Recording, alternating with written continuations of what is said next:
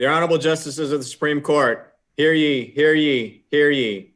All persons having business before this court are admonished to draw nigh and give their attention to the court. Good afternoon, and welcome to this session of the Kansas Supreme Court. I would like to welcome counsel as well as to all those who are watching on our Supreme Court Live channel. I'd also like to take a moment to welcome Judge Sally Picorni, who is sitting with the court this afternoon in place of the recently retired Justice Carol Beyer. Judge Picorni is a district judge in Lawrence in the 7th Judicial District. She has served in that district since January of 2009. Judge Picorni has taken time from her busy docket to help us on a couple of cases today. We are very honored to have her sitting with us and honored and pleased that she's able to take the time. As counsel, you know, likely Judge Picorni as well as the rest of the court have read your briefs. And Judge Picorni will be participating not only in the argument, but in the deliberations, conferencing, and following the case through the published decision. With that, I will now ask Mr. Doug Shima, the clerk of the appellate court, to please call the afternoon's docket. Mr. Shima. Thank you, Your Honor. May it please the court. The 1:30 p.m. docket for Tuesday, October 27th, 2020 consists of one case, appeal number 121936 in the matter of Michael Mata, Clay County, briefs both sides. This argument is scheduled for 20 minutes on each side. The appellant has reserved 4 minutes of rebuttal time. Your Honor, we are ready to proceed.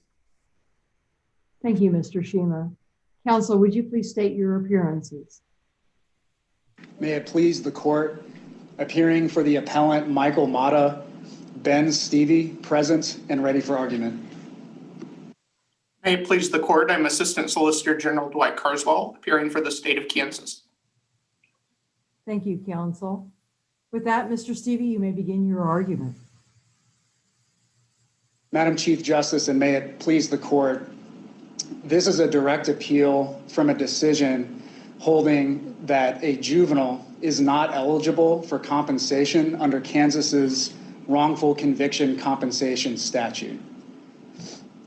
The text of the statute affords broad relief to people convicted of and imprisoned for crimes they didn't commit, regardless of whether those people are adults or juveniles.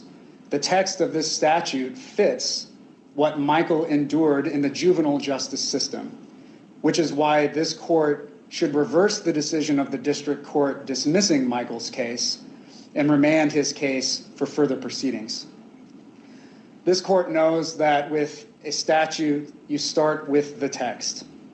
The text of the statute defines claimant, a person who's eligible to bring a claim under the statute, as a person convicted and subsequently imprisoned for one or more crimes that that person did not commit. There's no age or majority status requirement in the text of the statute. Had the legislature intended to impose such a limit, it would have included language to that effect. But the legislature did not include language to that effect because it didn't intend to impose that limit. In the section of the statute laying out the elements of a claim, the statute says that a claimant shall establish the following by a preponderance of evidence: that the claimant was convicted of a felony crime and subsequently imprisoned. The statute does not define the term convicted. And when a statute doesn't define a term, that term is assumed to bear its ordinary common meaning. And the ordinary common meaning of convicted is found guilty, found or proven guilty. That is what happened to Michael. He was found guilty of committing an offense from the criminal code that had he been tried as an adult would be a felony. The statute also goes on to say subsequently imprisoned. So convicted and subsequently imprisoned. That also fits what happened to Michael. After he was found guilty in district court, he was sentenced to serve time in the juvenile correctional complex in Topeka. He ended up. What should we make of our prior decisions, which pretty explicitly say that a juvenile adjudication is not a criminal conviction? Your Honor, to fine for Mr. Mata in this case wouldn't do anything to change those cases that you just mentioned. You wouldn't have to find that any of them were wrongly decided. When you're looking at the statute's text, you look at it in its context, including not just the individual words, but phrases taken together, the statute as a whole, and the nature of the statute. Those cases that you're referring to, we're looking at criminal statutes. We're looking at the impact that in a criminal statute, the impact that could have on a criminal defendant. And the nature of that statute is different from the statute before this court, which is a civil remedial statute. And the state does not dispute that. Also, in those cases, again, counsel, if I may just sort of cut to the chase, I understand your argument to be essentially that the word conviction means different things in different statutes. So when the word conviction, when it's beneficial to the juvenile to have the adjudication count as a conviction, then it should, and when it's detrimental, then it shouldn't.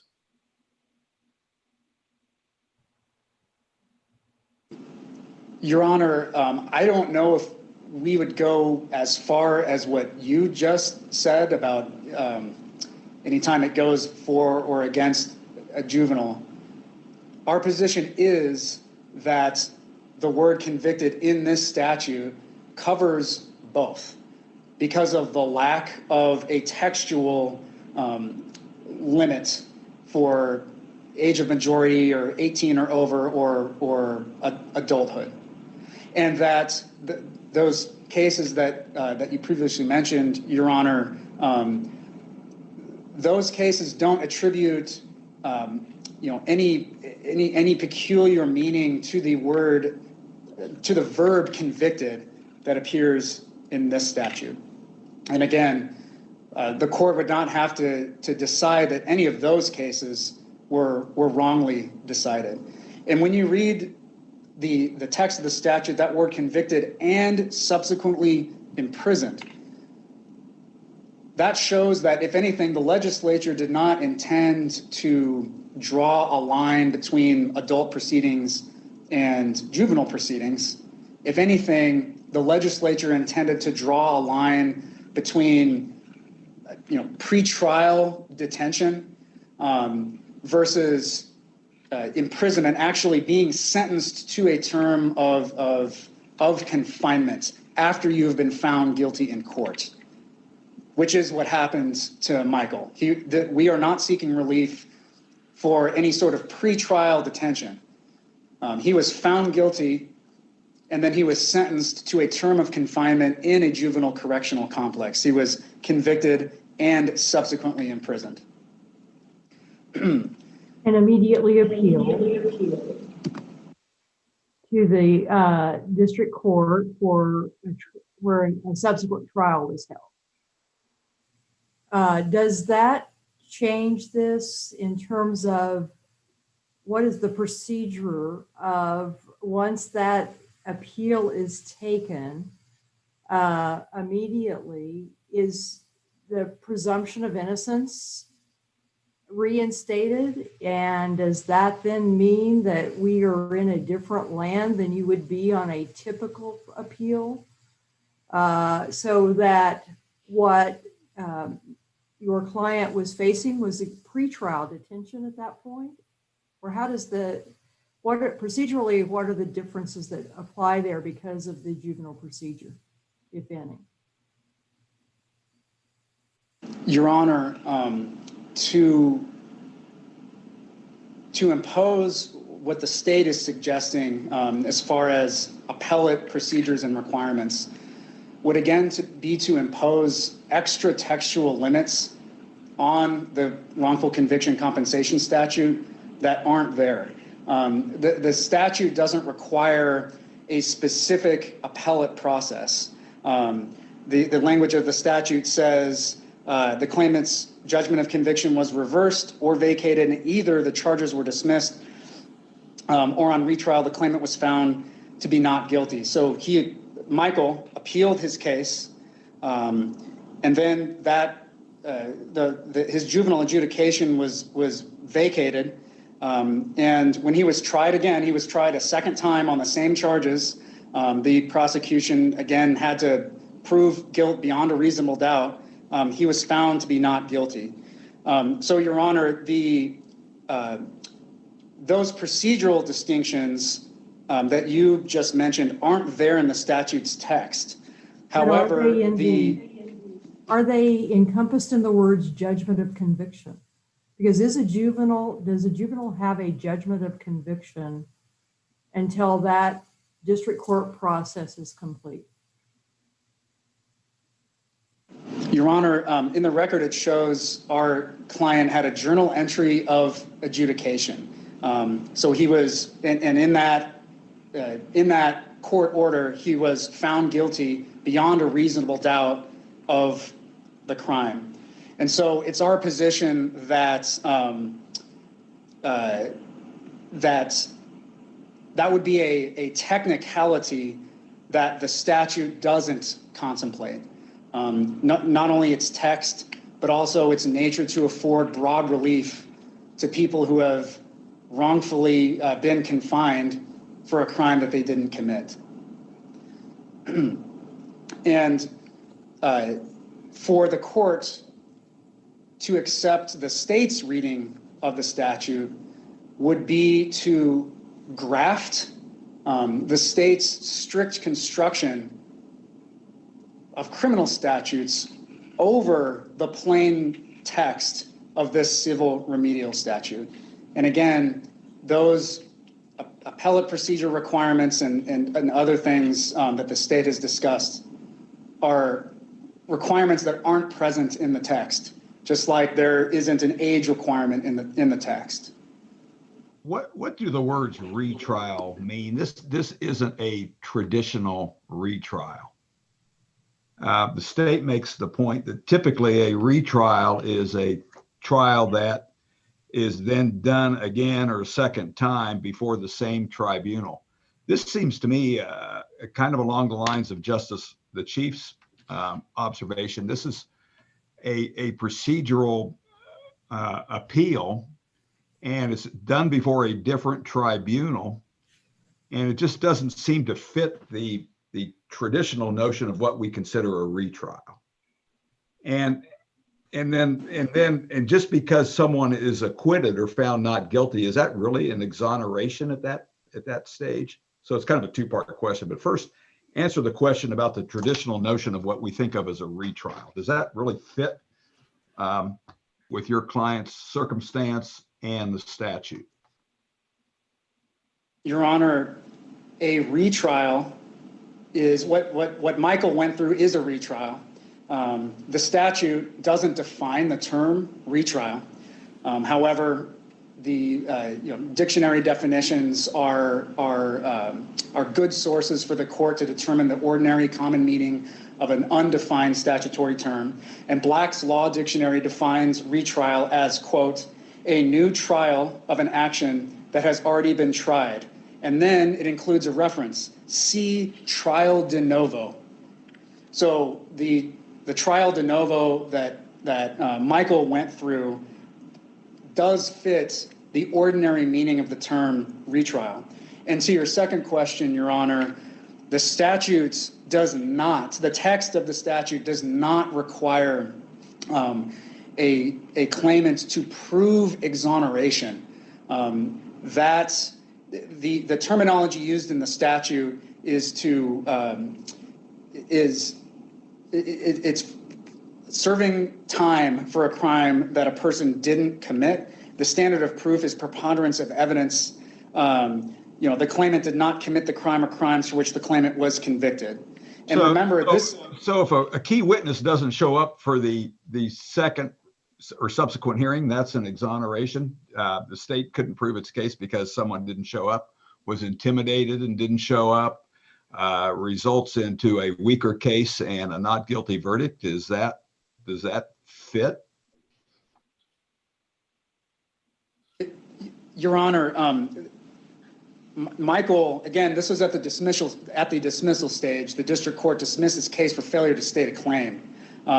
So he wasn't required at that stage to prove witnesses being present or not being present. That wasn't his burden. It's not his burden at that stage to prove.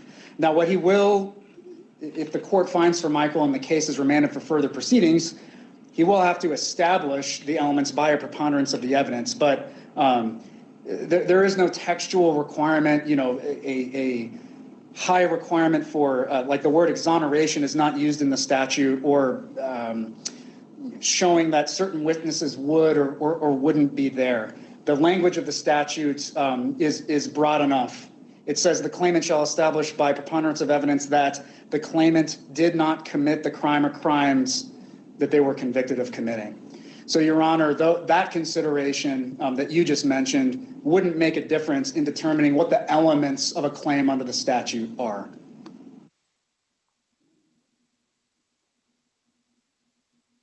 Counsel, do you think that subsections A and B include a temporal element? In other words, that this is essentially a timeline that the legislature has in mind, that first the claimant was convicted of a felony crime, subsequently imprisoned, then the claimant's judgment of conviction was reversed, and then there was a retrial. That seems to me to be at least a natural, which would not. Your Honor, we would agree that. We would agree that, for instance, the language you just mentioned, a claimant is a person convicted and subsequently imprisoned. Yeah, that word subsequently, that means a time sequence. And that goes back to our point that phrasing that's in that section of the statute and in subsection C that lays out the elements, convicted and subsequently imprisoned, that demonstrates the legislature's intent to draw a line between pretrial detention and then confinement that's part of a sentence after a criminal disposition. But here we do not have a reversal of the conviction prior to the retrial, do we? Your Honor, I see my time has expired. May I have leave to answer your question?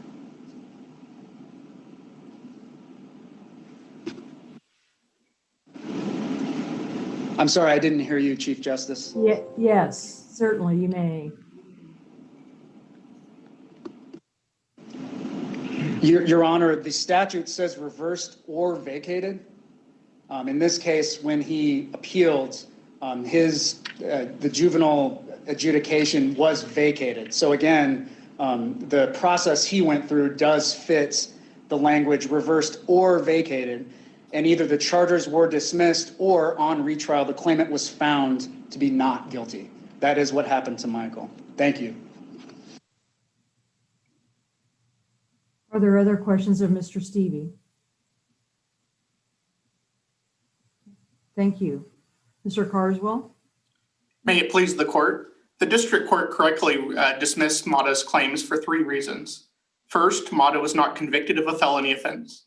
Second, Mata was not subsequently imprisoned. And finally, Mata's trial de novo was not a retrial for purposes of the wrongful conviction statute. This court has repeatedly held that a juvenile adjudication is not a criminal conviction. In fact, in Lemunyan, this court described that proposition as well established. In writing this statute, the legislature acted with that background and that settled interpretation. And so the legislature's use of the term convicted should not be interpreted to refer to a juvenile adjudication.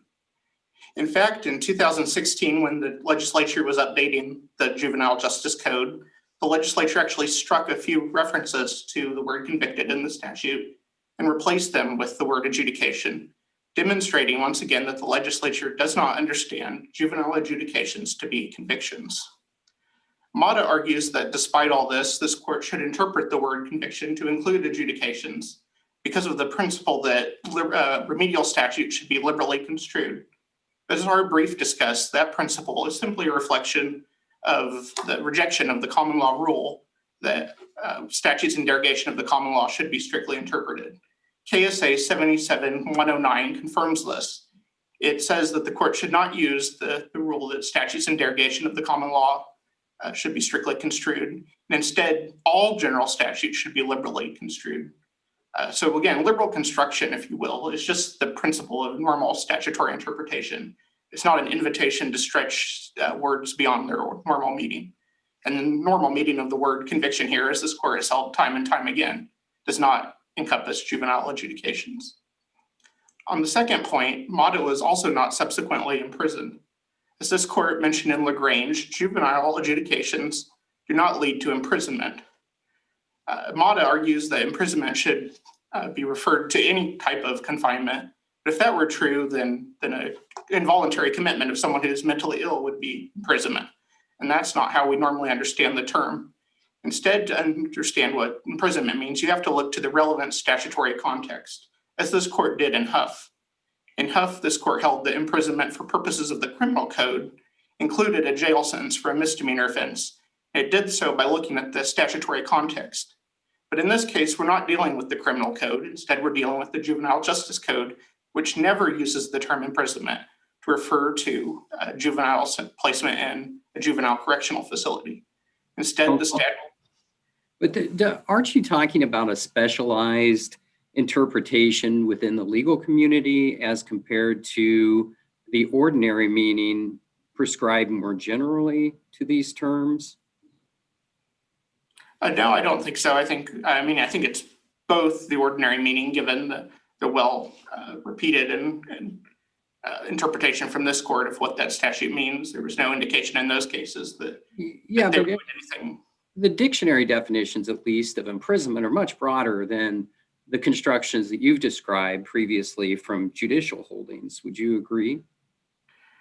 Some definitions are, some are not. But in any sense, you have to look at the context where the word appears, is the point I'm making with respect to imprisonment. Is that enough to create ambiguity in terms of the statutory meaning? And if so, don't we need evidence that can't be resolved on a motion to dismiss to get to the bottom interpretation of the statute? As to the first point, I think the statute, I do think there could be some ambiguity there. It's imprisonment may mean any type of confinement, as in the sense of like false imprisonment and tort or something. But that's not the sense it means normally if you think about someone being convicted of a crime and imprisonment. It's not just any sort of confinement, it's a particular type of confinement. And to look at what that is in this context, again, the legislature never used the term imprisonment in the Juvenile Justice Code to refer to a placement or commitment to a juvenile correctional facility, which are the terms the statute uses. As to your second question, no, I don't think there's any statutory interpretation doesn't depend upon any evidence except possibly legislative history, if to the extent you use that, and there's not any other way of resolving the statutory text. And to the extent you look at the legislative history, if you would, that's in the record. And what it indicates are that the cases that came before the legislature were all adult convictions where someone actually was sent to prison. There was no instance of a juvenile coming in this type of situation. in the legislature considering that. Now, I wouldn't give a lot of weight to that, but to the extent you are looking at legislative history, I don't think there's anything there that would support Mata's interpretation. Nothing outside the record. I can't imagine anything outside the record that would be relevant to statutory interpretation in this context. Finally, Mata also, his trial de novo was not a retrial for purposes of the statute. The prefix re, meaning again, suggests a trial again before the same tribunal. By analogy, we mentioned a re-argument of a case before an appellate court. That might be before the same appellate court, but you wouldn't typically use the term re-argument to include an argument before a different tribunal. So for instance, before this court, after there'd been an argument before the Court of Appeals. By analogy, the situation with the trial de novo in the juvenile context, it's actually an appeal. The statute makes clear that it's an appellate proceeding. And so a new or second trial in that context would not naturally be considered a retrial. Do you agree, Mr. Carswell, with your opposing counsel that simply filing an appeal from the initial adjudication results in that outcome of that being vacated?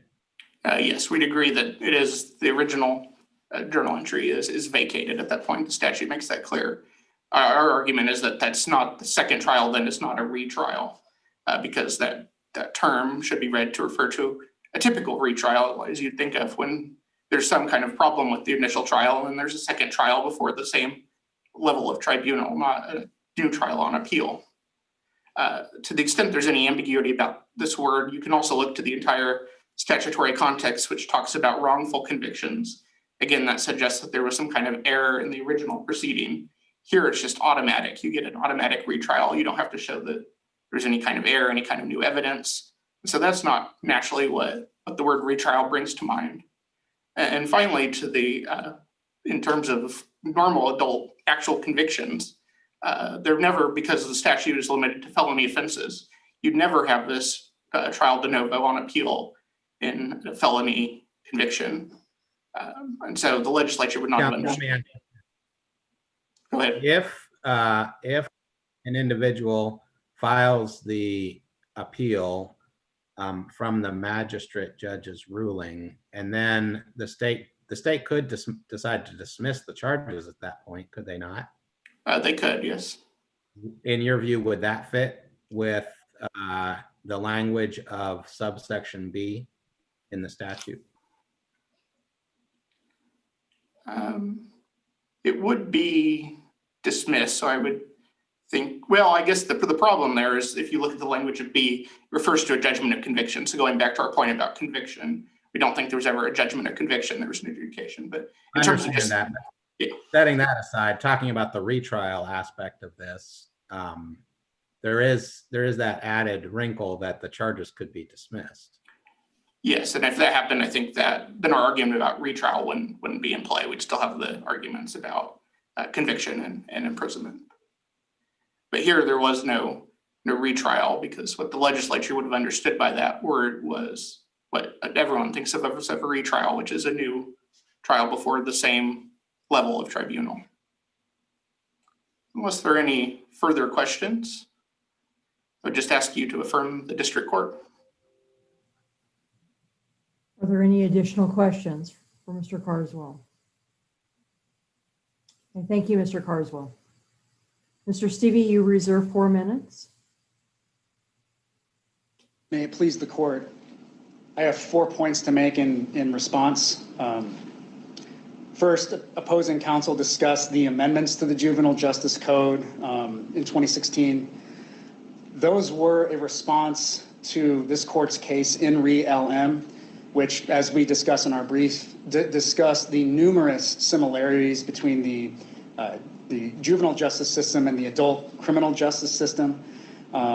These post in re LM amendments to the Juvenile Justice Code, they are further show why Michael's case fits the text of the wrongful conviction statute. Those amendments, they didn't lower the stakes of the juvenile justice system. It's a legislative recognition of just how high the stakes are in the juvenile justice system in addition to the adult system. Second, as we discussed in our reply brief, the rule that remedial statutes are interpreted broadly to effectuate their purpose it's not superfluous. It's not something that Kansas courts just announce but don't give any practical effect. In our opening brief, we cited numerous cases in which the Kansas Supreme Court and Kansas appellate courts applied the rule, didn't just announce it, but actually applied it. Third, the verb imprisoned does not have, the ordinary meaning of the verb imprisoned does not have the technical meaning that opposing counsel discussed that it has. And it just means, are you confined against your will by the state? And opposing counsel's concern about an involuntary commitment being considered, imprisonment under the statute. Well, an involuntary commitment wouldn't fit the rest of it because it's not a criminal disposition as far as charges, being proven guilty beyond the reasonable doubt. So that wouldn't fit the statute. So that shouldn't be a concern of the court. And finally, opposing counsel in discussing the meaning of the statutory text use words like typical, the typical meaning of retrial, or what everyone understands the word retrial to mean, but really typical and everyone in that context, we're talking about courts and lawyers. The typical in that sense is technical. We're talking about technical definitions, not the ordinary common meaning of the statutory text. And unless there are any questions,